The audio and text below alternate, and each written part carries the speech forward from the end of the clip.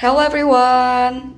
I'm Hanifa Najla Mutia and welcome to my final project for the advanced reading course. Today, I'm going to analyze an argumentative text entitled No, Mobile Phones Should Not Be Banned in UK Schools. This text was written by Stephen Corbett, who serves as the head of the School of Languages and Applied Linguistics at the University of Portsmouth in England.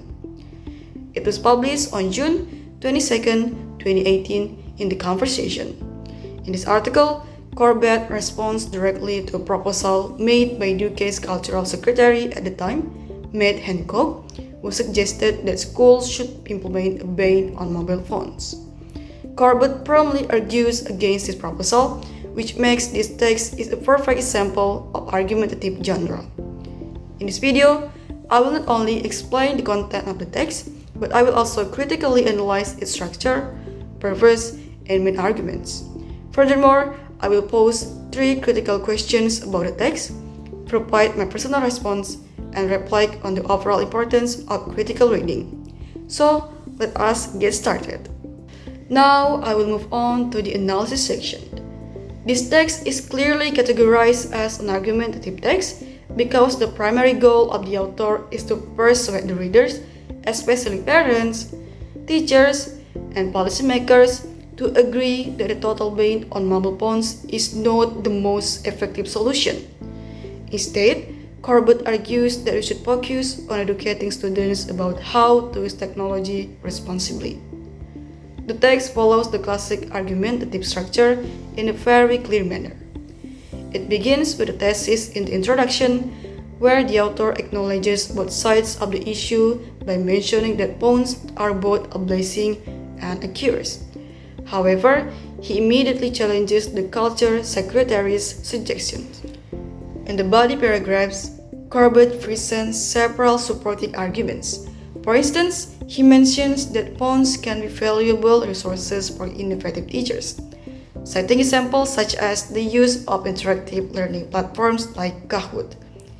He also addresses the complications such as the immense pressure on teachers who have to manage classroom distractions. What makes this text particularly strong is the rebuttal section. The author admits that the secretary's suggestion is understandable because removing the device technically eliminates the immediate source of distraction. Nevertheless, Corbett effectively rebuts this by pointing out 2 critical flaws. First, banning phones would place an unfair burden of surveillance on teachers. Second, and more importantly, it fails to adequately prepare students for a future that is heavily reliant on technology. Finally, the text concludes with a reiteration of the author's position, stating that the solution is not prohibition, but rather education. He ends with a powerful comparison, saying that the smartphone is essentially a writing tool, a calculator, and an encyclopedia, and nobody would seriously suggest banning those at the school gates. Next, I will move on to the critical reading section. In this part, I have formulated 3 critical questions to evaluate the text's reliability, potential bias, and the overall strength of its arguments. My first question concerns the reliability of the evidence provided.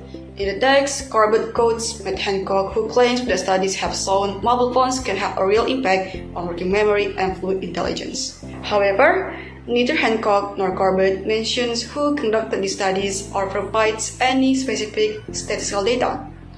So, is this evidence actually reliable? In my opinion, not entirely. This is a classic example of a vague citation. Without specific names, dates, or institutional affiliations, we cannot properly verify this claim. The argument sounds scientific but lacks concrete proof. To improve this text, I would suggest including a direct citation to the actual research. My second question concerns the author's background. Does his experience as a teacher and academic affect his argument? In my opinion, yes. But this is not necessarily a bad thing. As an academic, he has knowledge and credibility. As a teacher, he has personal experience with this issue. This makes his argument stronger because he knows what actually happens in the classroom. However, it also means he might have a bias toward teachers and against government policies. For example, directly stating that the ban has flaws reflects his personal stance.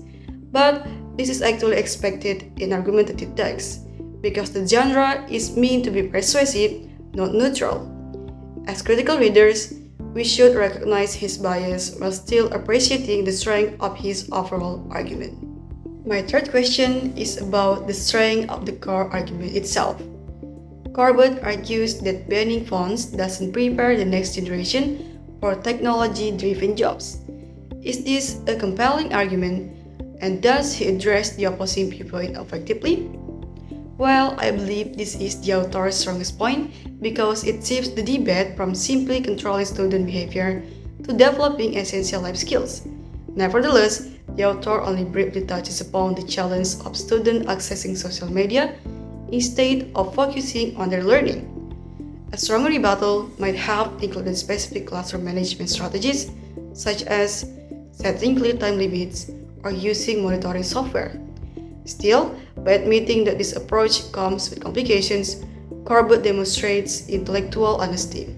This honesty makes his overall argument more credible because he is not pretending that his solution is flawless or easy to implement. Now, let me share my personal response to this text. Personally, I agree with the author's main argument. From my own experience, banning phones often led students to use them secretly, creating tension between teachers and students. I agree that smartphones are part of modern life, so schools should teach responsible use instead of simply banning them. However, I think the author is too optimistic because he doesn't explain how teachers can manage distraction in practice. Since the article was written in 2018, I also wonder whether his argument is even more relevant today with the rise of AI tools like ChatGPT. Similar to smartphones, schools may need to focus on educating students about AI rather than banning it.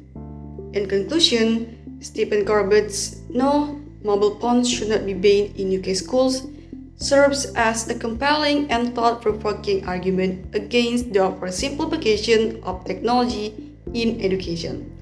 While the text shows some personal bias and lacks specific evidence in places, his real-world classroom experience and future-focused perspective successfully challenge us to rethink how schools should prepare students for modern life. This project has truly helped me apply the analytical thinking we have developed throughout this course. That is the end of my analysis. Thank you very much and see you next time!